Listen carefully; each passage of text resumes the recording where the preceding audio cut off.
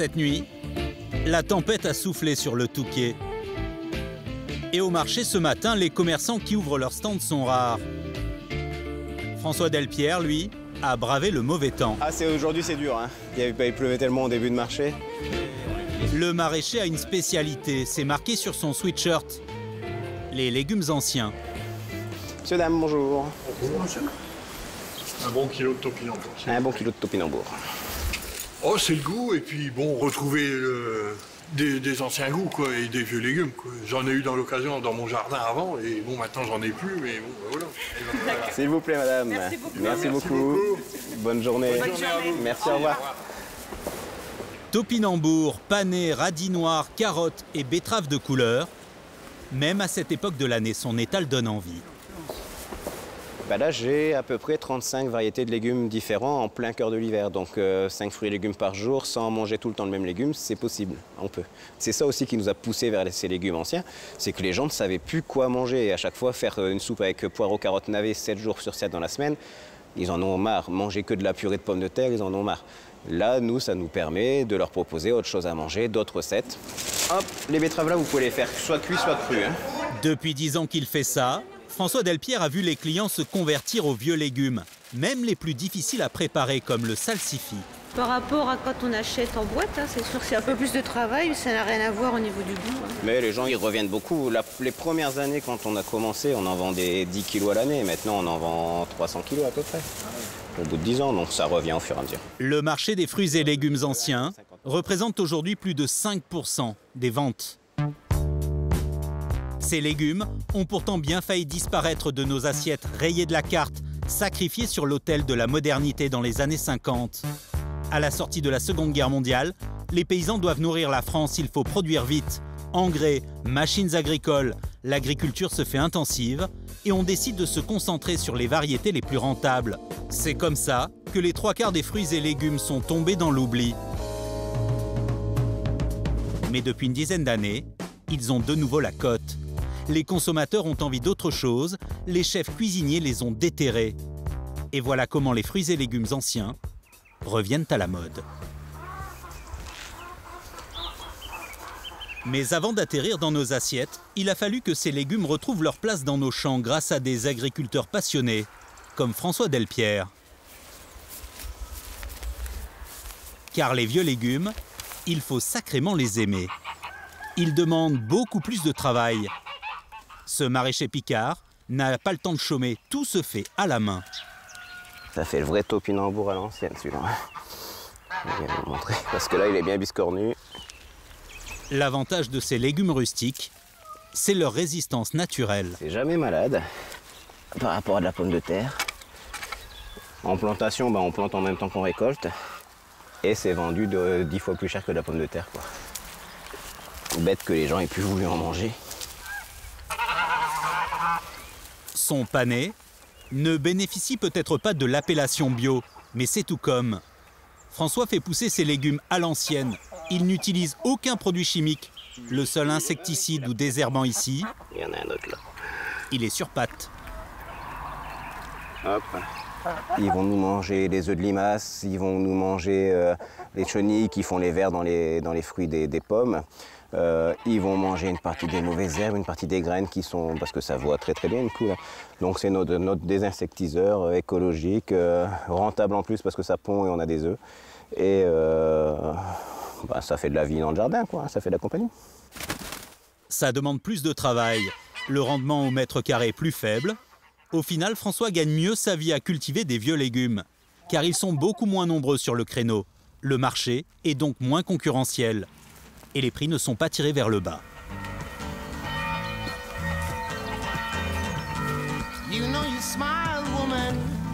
À 35 ans, François est toujours célibataire. Ses parents sont venus s'installer chez lui pour lui donner un coup de main. Et pour le déjeuner, production maison bien sûr. C'est bon, t'as une topinambour, panais. Puisqu'on fait Le risotto de ce midi. Ce midi, tu vas faire quoi? poulet de topinambour, panais, persil tubéreux et carottes anciennes. François n'était pas du tout destiné à être agriculteur. Ses parents étaient instituteurs, mais lui voulait vivre et travailler au grand air. À 25 ans, il a donc emprunté 300 000 € pour acheter la ferme. Et c'est en prenant le temps d'écouter ses clients sur le marché que François a commencé à s'intéresser aux vieux légumes. C'est là que j'ai vu que les gens, chaque fois, quand ils cherchaient du plant de légumes, ils cherchaient du plant de légumes un peu plus particulier que celui du voisin. Donc je me suis dit, tiens, on va essayer de voir un petit peu sur ces 800 mètres carrés, là, ce que je peux mettre, hein, plutôt que mettre que la tomate rouge. C'est là que j'ai commencé à mettre des tomates jaunes, à essayer de faire des greffes sur des tomates, essayer et puis ça m'a passionné, ça m'a pris au jeu, et donc je me suis dit, bah, tiens, je vais en faire de plus en plus. Au début, les gens du coin l'ont un peu pris pour un fou à cultiver ces fruits et légumes oubliés. Aujourd'hui, sa réputation n'est plus à faire. Et ce qui anime François, c'est de transmettre, partager sa passion pour les vieux légumes. Comme il n'est jamais trop tôt pour s'y mettre, il organise régulièrement des petits ateliers chez lui pour les mamans et les nounous de la région. On va faire un jus de fruits avec des poires et des panais. Tout le monde aime bien le jus de fruits? Moi, je crois. Hein. Allez, c'est parti. Mais même en smoothie, alors, on va commencer par aller plus petit. La première gorgée, ça surprend toujours un peu.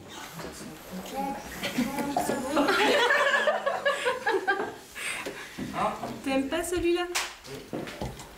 Oh bah moi je trouve ça bon. Pas de grimace. Et puis finalement, on y revient. C'est bon, chérie? Et on termine même son verre. Maintenant qu'on a bu le jus de fruits, on va manger la compote de pommes au potiron. C'est beau ça, c'est beau la popote. Pour nous, c'est un peu l'avenir. Si on ne fait plus redécouvrir ces légumes-là, pour moi, c'est plus la peine de les cultiver puisqu'ils ne seront plus mangés. Donc plus on arrive tôt à éduquer ses enfants à ces goûts-là, plus on sait qu'on va avoir après des futurs consommateurs potentiels, quoi. Alors que beaucoup d'agriculteurs souffrent, François lui aura fini de rembourser l'emprunt pour l'achat de sa ferme dans à peine 3 ans. Le succès de ces légumes anciens aiguise aussi les appétits de la grande distribution. Car il est maintenant fréquent aujourd'hui de retrouver ces variétés dans les rayons de nos supermarchés. Pour continuer d'attiser l'intérêt des clients, chaque année des légumes oubliés font leur réapparition. Mais comment fait-on pour arriver à remettre la main dessus? Derrière ces résurrections, des aventuriers de la graine de Xavier Mathias. Ça commence souvent dans le bureau de ce passionné au look d'alchimiste d'un autre âge. Xavier ne cherche pas la pierre philosophale, mais la trace de variétés oubliées. Il est sur la piste d'un légume qui a complètement disparu. Le chervi. Pourtant, il est cité dans la liste des plantes cultivées au temps de Charlemagne.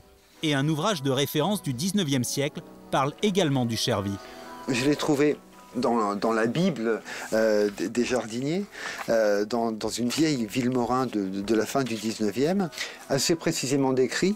Xavier a même retrouvé sa trace dans des recettes de cuisine datant de Louis XIV. Et alors là, on a carrément 2 façons d'apprêter le chervi, même 3 parce qu'on peut le faire aussi en pâté. Pendant très longtemps, redonner vie à des légumes oubliés coûtait très cher. Il fallait payer pour pouvoir les inscrire au catalogue officiel des semences. Mais depuis peu, la législation est beaucoup plus souple. On peut commercialiser les vieilles graines, à condition de prouver que la variété est historique et qu'elle est connue. C'est le cas avec le chervi.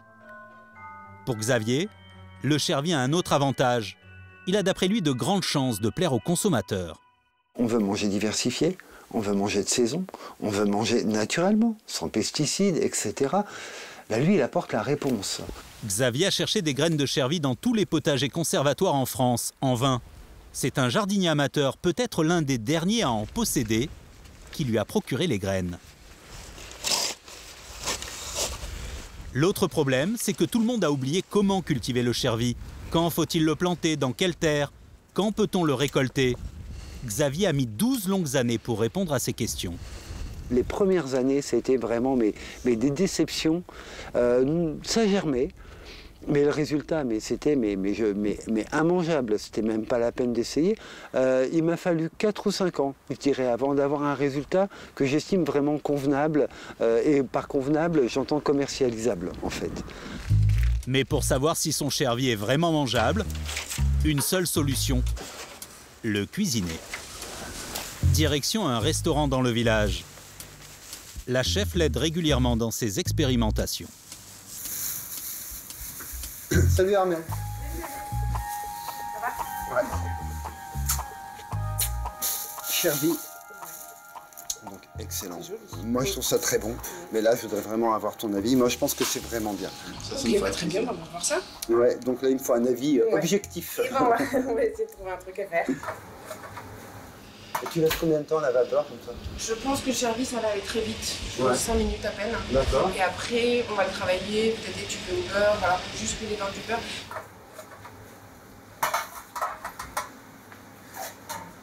Cru au beurre, comme ça? Cru au beurre. Ok.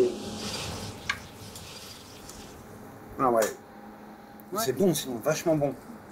Super bon. Par Pas contre... de sel, j'ai pas mis de sel, j'ai rien mis, je pense que même comme ça va notre nature. Ah super bon. Ah c'est vachement bien ça. Ça ressemble au panais, juste un tout petit peu moins fort en goût. Moi je le trouve concluant. Il a du goût, il a une bonne texture, il a l'air simple à récolter. Ouais. Donc maintenant, à explorer d'autres pistes et c'est ça qui est bien. Ouais. Voilà. Bah, alors, moi j'étais pas trop inquiet parce qu'on a quand même des sources sur le chervi qui remontent au XVIIe, on a des choses assez précises. Légumes servis sur les tables royales, c'est pas du tout anodin, mais là on sent qu'il y a un potentiel dément.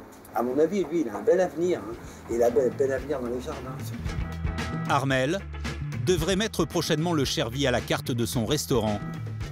Mais pour commercialiser le chervi, Xavier passe par un pépiniériste professionnel. C'est lui qui est chargé de reproduire les plantes à grande échelle et de les vendre aux jardiniers amateurs.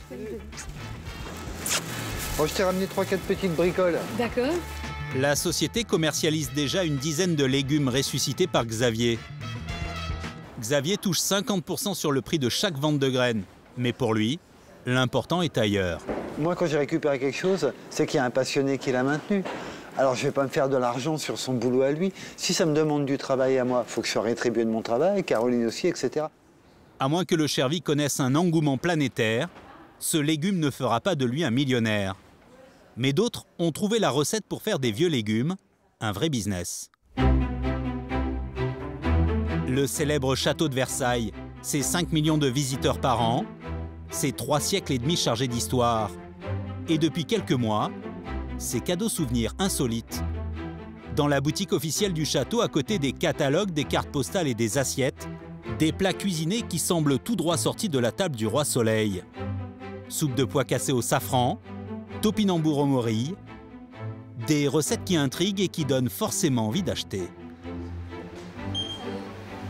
Le confit de safran, en confiture ou avec du foie gras ou sur du blinis. Non, ça va être l'expérience. Dès ce soir. Dès ce soir. Louis XIV n'a certainement jamais mangé des choses pareilles. Alors qui se cache derrière ces petites étiquettes? La réponse se trouve à 600 km de là, en Gironde.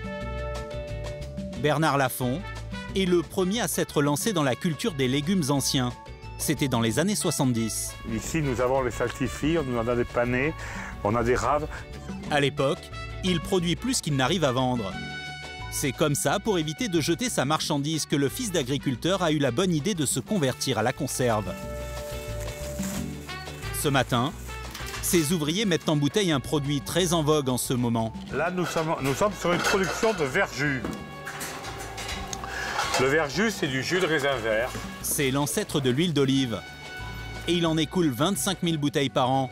Là, c'est une commande qui part pour le Japon. Ce qui m'a amené à me lancer dans cette activité de transformation, c'est la volonté de pérenniser l'activité. Aujourd'hui, le consommateur n'est plus habitué à la saisonnalité et il demande le même produit toute l'année. La conserverie me permettait de faire ça.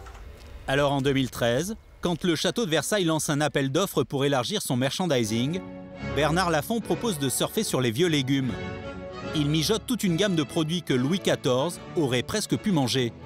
Un joli coup de marketing, même si ça l'agace quand on dit ça. Ce sont des produits qui existaient à cette époque-là, que le roi aurait pu consommer à cette époque-là, qu'il a consommé dans un certain nombre de cas, parce qu'on a des écrits qui nous prouvent qu'il appréciait ces légumes-là ou ces fruits-là. Donc on est dans cette logique-là, on est dans cette culture-là, on refait vivre des pratiques anciennes. Certains peuvent dire que c'est du marketing, oui, pourquoi pas, je m'en fous, mais c'est de la réalité historique. L'année dernière, sa gamme Château de Versailles lui a rapporté 100 000 €. Un filon royal qu'il compte bien exploiter. Il veut maintenant proposer son concept aux autres grands châteaux français. Il travaille sur une compote de nèfles, un fruit oublié très proche de la pomme. Blind test. La nèfle actuellement est un produit qui demain sera à la mode. On est en train de travailler avec Alain Ducasse là-dessus, avec son restaurant parisien. Donc on a d'autres grands chefs qui s'y intéressent aussi. On a sorti des fiches recettes autour de ça, des fiches explicatives. Donc c'est quelque chose on sent que ça va venir. On mélange les deux. La nèfle va-t-elle sortir de l'oubli et s'inviter sur nos tables cet été?